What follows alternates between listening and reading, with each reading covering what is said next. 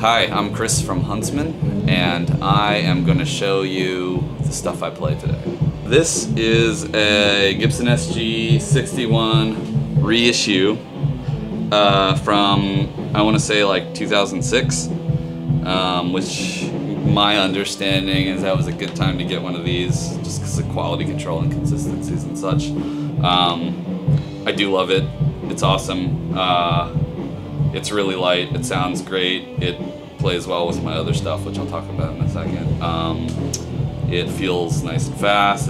I mean, it's kind of, you know, typical, right? Like I honestly probably can't even really tell you exactly what the specs are, but just like the normal SG stuff, which I think is like mahogany body, you know, glued on neck, rosewood, yeah, rosewood fretboard. I've got Diodario 11s on it.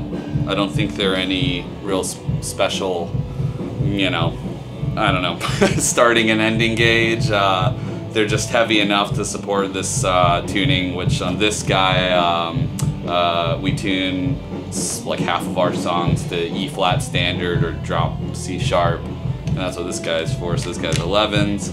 I guess interesting thing about it, I got it from Chicago Music Exchange used, and it had this like aftermarket vibrola tailpiece on it, with a real cool, like, had like a whammy thing with like one of those, you know, tusk handles. I ended up taking it off because just for rehearsal and stuff, it was kind of like more of a nuisance than it was really like benefiting. But you know, that's there. It looks kind of gnarly when it's on there. I'll probably put it on for shows just to, I don't know, look cool or something. And then for the occasional dive bomb, right, to just completely fuck up my tuning. One day I might get something engraved here. I thought that might be a fun idea, you know, just like a, I don't know, like a bald eagle holding a rifle or something like that. Or, yeah, anyway. So that's this guy. Cool guitar, yeah. Setting wise, I keep pretty much everything dimed except for the tone. I just have it rolled off a couple of notches, just because it's a pretty bright guitar. I actually usually play on the bridge, but it really depends on the song and the passage. If we're trying to just get like a blastier, mufflier sound, then I'll go neck, you know, or like kind of like a creamy, fuzzed out sort of thing. But frankly, I'm usually on the bridge, mainly because it plays well, really well with my amp, which I'll talk about in a second. But yeah, that's that. Okay, this is my other one. It's an 87 Les Paul Studio. Used to be white, and now it's old white, aged white, if you will. A little faded, actually. I really love the color. Didn't suspect that I would, but I do.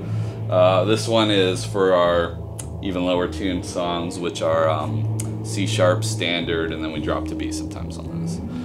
It's got Diodario 12s on it. Again, just sort of the standard gauge, standard like nickel wound, like to be honest, I actually do care about my gear, but I try not to like agonize over a lot of the details. So, you know, I switched between strings over the years, and I just landed on these. They sound very nice and good enough. And I'm like, all right, I don't know with that. Same story. I usually will be on the treble pickup here. Again, mostly just because it reacts really well with the amp. I've started venturing more towards neck for certain things, which also reacts well with the amp, and I just didn't know because I was always using the treble pickup. So, you know, there'll be more of that down the road, but yep, nothing special on this. Again, just like dimed as far as like volume and tone. All volume I manage via like my volume pedal, which I'll talk about, but I like sing and I play, and I'm not like the world's greatest player, so I definitely try to minimize things to worry about.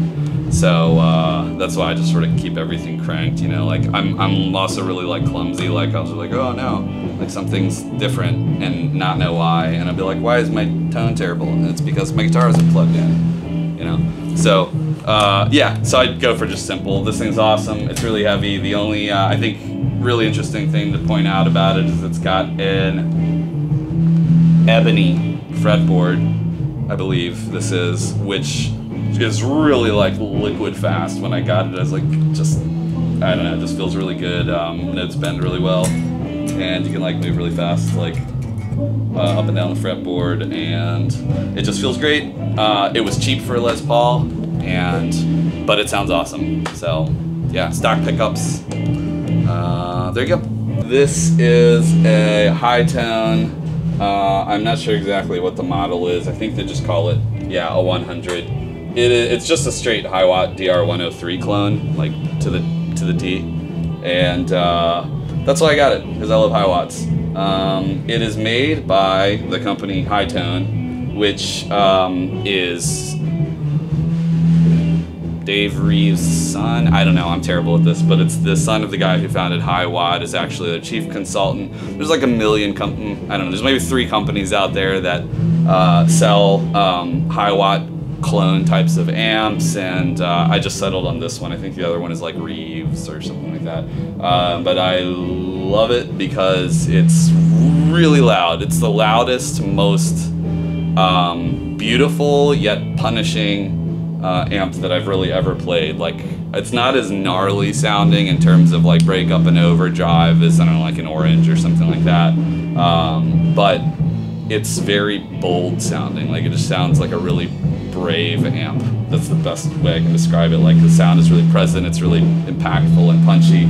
It's got like a really powerful, just like kind of mid-range, like mid-range, I would say. And I got it because really the first like guitar tone that I've fallen in love with for a long time on a record was Elder on their record Lore, in which the guitarist, and I'm on the spot so I'm forgetting his name, Jesus, he actually also plays an SG through a HiWatt clone. His is a Sound City 120, but you know, it's just, they're all clones of like the DR103. And it just like, it was the most, it had like the most beautiful chime and growl at the same time, and like that's basically describes what all I ever really want is like chime plus growl and power and headroom. Okay, I guess I want a lot of things. So, but yeah, I love it. It's been really hard to want to play other amps after getting it. I actually got another Red Bear like Kirill uses, which is kind of like a really bassy JCM 800 clone, and it's a really cool sounding amp, but there's just something really powerful and really like true sounding about this one. You just, yeah, that I can't really seem to replace with other amps, you know. I run it pretty just, I don't know, like middle of the road, loud and slight breakup. If I had my way, I'd probably have it cranked all the time, because that's really when these sound amazing. And then if you crank them and you add, you know, like fuzz or distortion over top of it, it's just, there's like no better sound. How we recorded our last record, it was actually cranked basically the whole time. Yeah. I do some jumping here. We'll call this amateur hour jumping, because I'm not sure all of the possible jumping options, but I do believe this links the normal and brilliance channel. My empirical data being that if I turn either one of these volume pods down or up, it sounds differently. And so you can actually kind of use this to dial in like the amount of normal, which is a little more muted, a little more lower mids, and brilliance, which is just that top end sparkle, and I'll kind of like fine tune the mix of them. So I do like it for that reason, and it actually just makes everything louder, and it seems to break up sooner. This is an Emperor 4x12, they're vintage 30s. It's at 4 ohms because my amp when I got it was like a Fender Bandmaster, which, you know, was old and only had a 4 ohm output. So I'm forever changed to that for this guy, but luckily, as most people know, most amps these days have a bunch of, you know, like all 3 resistance outputs. But yeah, this was from when Emperor was in its, I think, like more or less original incarnation, so it's just like a tank. Like, it's really solid and it sounds awesome. It just sounds tight and punchy and like contained but forceful. And it's a perfect match for this guy, I think, for me. My guitar in, which is here. So it's your ubiquitous Ernie Ball volume pedal. which other than just the obvious reasons, actually, Kirill and I do a lot of swell-based stuff, especially when we're building loops, or trying to, you know, set up some atmosphere, or I'll kind of like use it to just mimic like a track being, you know, like turned up in volume as it's mastered, you know, like via mastering as it's coming in like on a recording or something like that. Volume pedal, this is an Exotic Effects wah. It's the only wah they have, I think, but I can't remember the exact name. We'll just call it the Exotic Effects wah. It works great. It has 4 controls, which are mostly at noon, because when I've changed them, it's been bad. Not that it sounds bad, I just don't know what I'm doing. So yeah, I mostly keep it at noon. Works out. I'll do a lot of. I'll use this for a couple of solos just to add, you know, the thing that a wah adds. I have some passages of songs where I'll do this thing where I'll like really like, I'll turn it on and then I'll really slowly sweep back and forth from the full treble, full bass as I'm playing the passage, but stretched out over a really long period of time. So that's the thing that I like to do, that I get out of this guy. Then it's actually going up here into my next similarly really expensive pedal that I probably don't take full advantage of to this, because this guy isn't cheap. It's a Screddy Pedals Little Miss Sunshine. It's just a straight up phaser. It has one knob, which is speed. It's a nice rubber knob, and you can actually, like, if you're dainty, you can move it with your toe mid playing. But it does one thing, and it sounds amazing doing it. Right now, I actually only use it on one song, so I should probably use it more than that. It is going into my, I don't know, basically my distortion pedals. So fuzz is first. This is a Pharaoh Supreme by Black Arts Toneworks. If I have any manufacturer I want to kind of give a shout to, it's probably them. They just, I mean, they make pedals for essentially heavy bands, and they do a fucking good job of it. So the Pharaoh Supreme is just like, it's like a version 2 of the old Pharaoh, which was gold and really had one setting.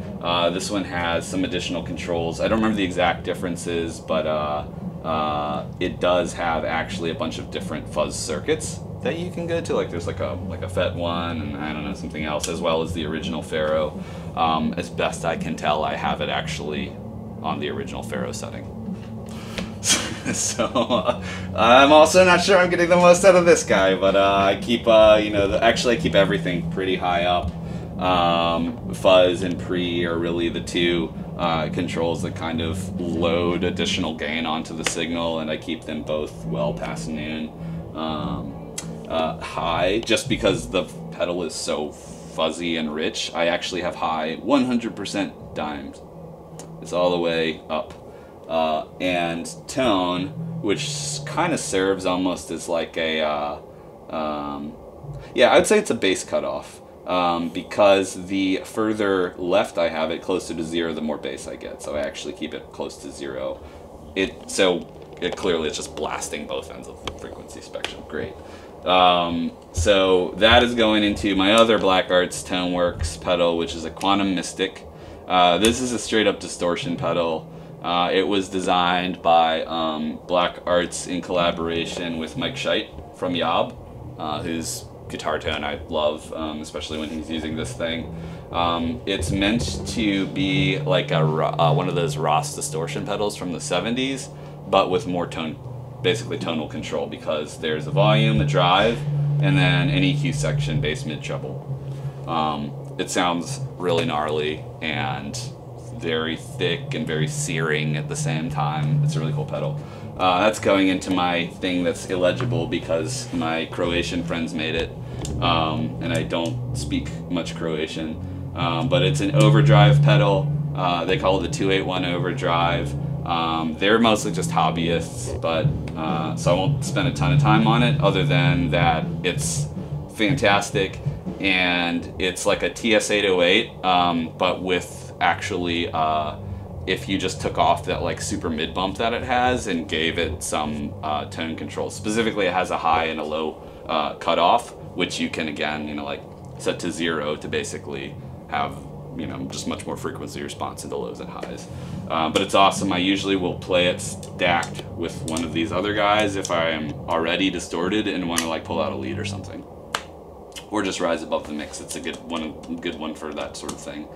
It's going into TC Electronics Flashback, which again, I don't really use it extremely elaborately. I mostly just keep it on the mod setting, which is I think like a Memory Man Deluxe, just in that it's kind of an analog delay setting with that sort of chorus flutter over top of it. I use it for all my delay, and that's that.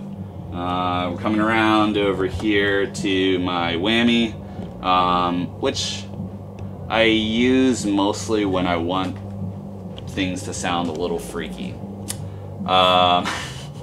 In that it's really good for like setting it like a microtone, you know, like not an exact pitch, but like kind of like a little off a pitch, and hitting it and, you know, just creating dissonance. And you know, some of the classic stuff you can do with a whammy where you can rock it as you have a note sustain to kind of bend it. So it's basically used for weirdness. That's my main like kind of weirdness pedal, and I'll do it underneath stacks of other stuff like distortions and delays, and then kind of bend it a little like as I'm doing. I like subtle, drawn out, I don't know, things like that that aren't totally noticeable. That's going into Strymon Flint, which I know probably everybody watching this most likely has heard of. It's just it's mainly a reverb pedal with a really awesome tremolo as well. And those are the two things it does. Tremolo on this side, reverb on this side. These are the reverb controls. You actually have a few settings that you can use to sort of affect the era of reverb. 60s, 70s, and 80s. 60s is kind of like a spring tank, sort of like from a Fender. 70s, I actually keep it on just because it lines up well with a lot of what we play, and I'm not sure how else to describe it. 80s is like really spacey, like Brian Eno shit. The tremolo, I am far less versed in what the different settings really correlate to, but I think one is like probably like a Fender tremolo, another one I think is like a Vox tremolo, and then another more obscure one or something. But I use the reverb a lot, and I use the tremolo on like one song right now with the intensity basically darned. Okay, last is my looper, which I mainly have really just to fill the space between songs. When we're playing shows, we never really like to you know, have just the silence and the awkward shuffling, so Kirill and I will usually take some feedback coming off of the end of the song, make a loop out of it, and then just have that running while we tune and get ready for the next song.